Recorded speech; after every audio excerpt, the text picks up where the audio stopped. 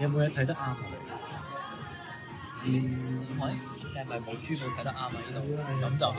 我哋周生生咧就而家做緊一個新嘅 promotion，就係可以 tailor made 同 personal 一個俾你獨一無二嘅珠寶喎。有冇興趣睇下？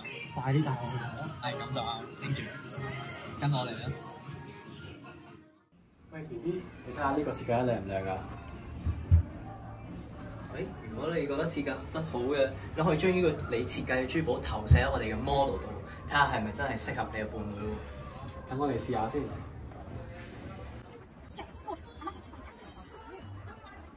原來我都幾有設計天分嘅喎。咁如果我話俾你聽，你設計嘅珠寶咧，仲可以蘊含一啲你回憶嘅元素，等你望到呢個珠寶就可以回想翻，哇！我同我伴侶第一次約會嘅感覺係原來係咁嘅喎，有冇興趣了解下？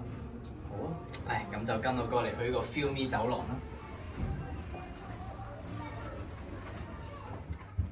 歡迎嚟到 Feel Me 走廊，合埋雙眼，聽住我嘅聲音導航，一齊返回你哋最珍貴嘅回憶啦！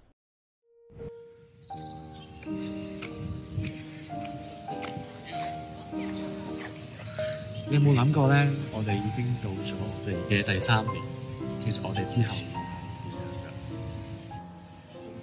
咁樣唔開心發吽哣啊！嚟啊！我請你食嚿嘢啦！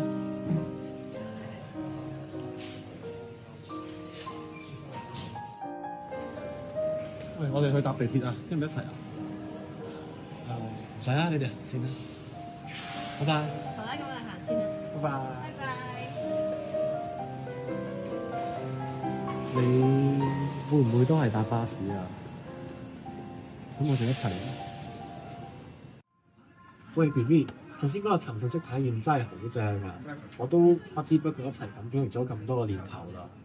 唔知我哋最後嘅製成品會係點樣嘅咧？咁喺等待期間咧，其實可以睇睇呢啲嘅展示品嘅喎。其實呢啲珠寶首飾都係過往顧客經歷咗同一樣嘅體驗之後嚟製作嘅成品嚟。咁背後咧都蘊含住佢哋獨一無二嘅回憶同埋故事。有興趣可以掃一掃嚟了解下喎。我哋一齊嚟睇下。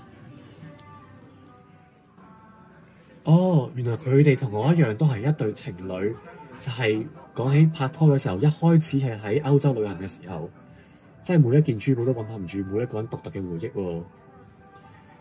唔知我哋最後嘅回憶又係點樣嘅咧？